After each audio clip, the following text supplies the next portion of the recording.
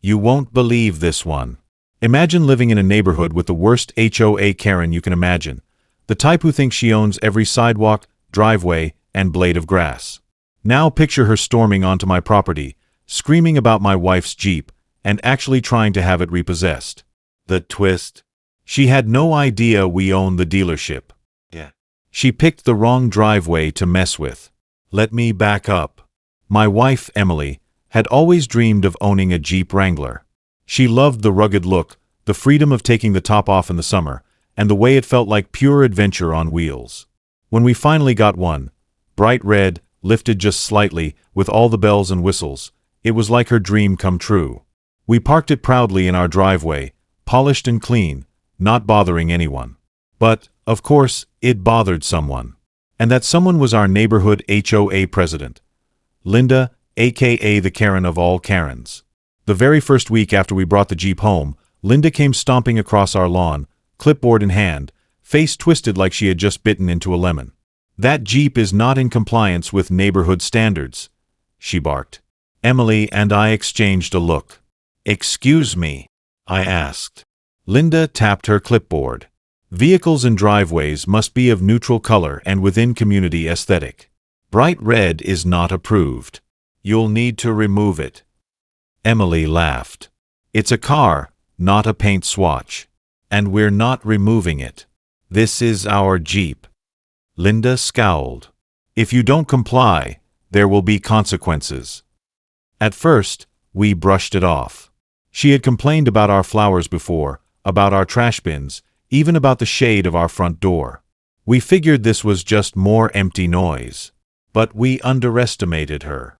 A week later, I came home from work to find a bright orange sticker slapped across the Jeep's windshield. "Vehicle subject to repossession. HOA order." My blood boiled. She had actually typed up a fake repossession notice, complete with her signature at the bottom. Emily was furious, too. This was her pride and joy, and now it looked like some official agency was after it. That night, as we peeled off the sticker, Emily muttered, "She doesn't know who she's messing with." And she was right. Because here's the thing, Emily's family owns a chain of car dealerships, including the very one where we bought the Jeep. We literally sell these vehicles. And if anyone knew the rules of ownership, titles, and repossession laws, it was us. The next morning, Linda came strutting up again, sunglasses perched on her head like she was queen of the neighborhood. "Have you scheduled removal of that Jeep yet?" she sneered. "If not, I'll call in the tow company myself." I stepped forward. "Linda, let me be very clear. This Jeep is legally owned, fully paid for, and parked in our own driveway. You have zero authority to touch it." She crossed her arms. "We'll see about that." 2 days later, we really did hear the rumble of a tow truck. At 7 a.m., Emily shook me awake. "She's doing it." She actually called a tow truck. We rushed outside, and sure enough, a tow truck was backed into our driveway, chains clinking as the driver prepared to hook onto the Jeep. "Hey!" I shouted. "What do you think you're doing?" The driver looked sheepish. "Sorry, buddy. HOA president called it in. Said this vehicle isn't allowed here." Emily pulled out her phone.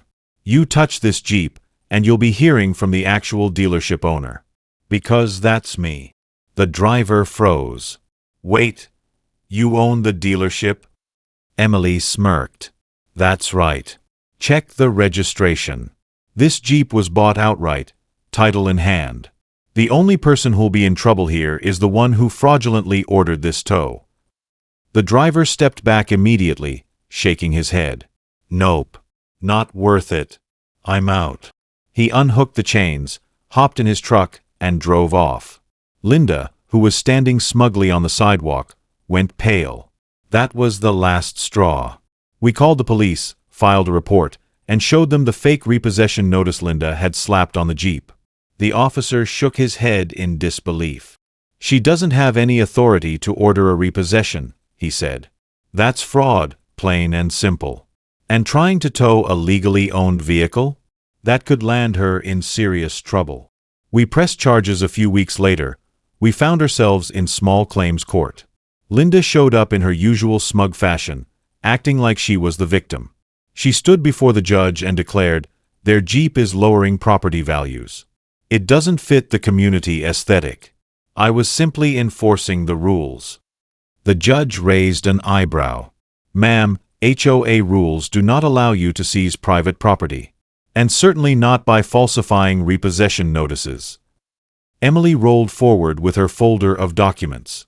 "Your Honor, not only is this Jeep fully owned and registered, but I also represent the dealership it was purchased from. Here are the title, purchase records, and a statement from the dealership verifying ownership." She handed everything over. The judge flipped through the papers, nodded, and looked back at Linda.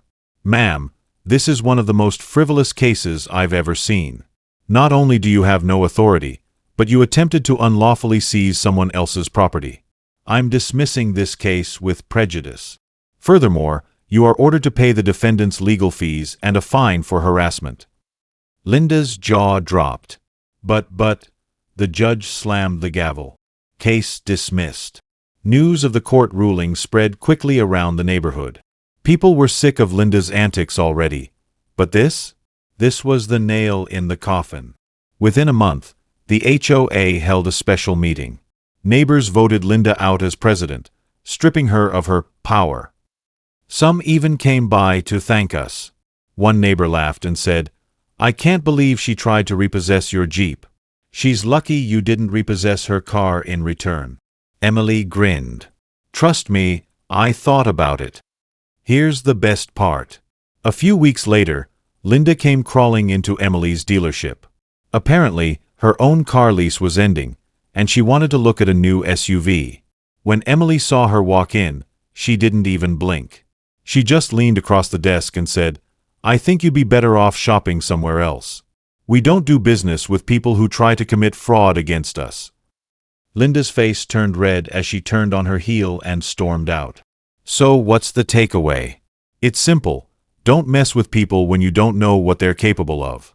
Linda thought she could bully us into giving up a car that was rightfully ours. She thought HOA rules gave her more power than the law. But what she didn't know was that she had picked a fight with the one person who knew more about vehicles, titles, and ownership than anyone else. My wife, the dealership owner. And instead of taking our Jeep, she lost her HOA throne, her reputation, and even the chance to buy a car from us.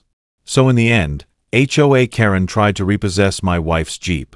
She thought she could intimidate us, threaten us, and even tow our car away. But she didn't know the truth, that not only was the Jeep legally ours, but we were in a position she could never touch. And when the dust settled, she wasn't the one taking our property. She was the one who lost everything.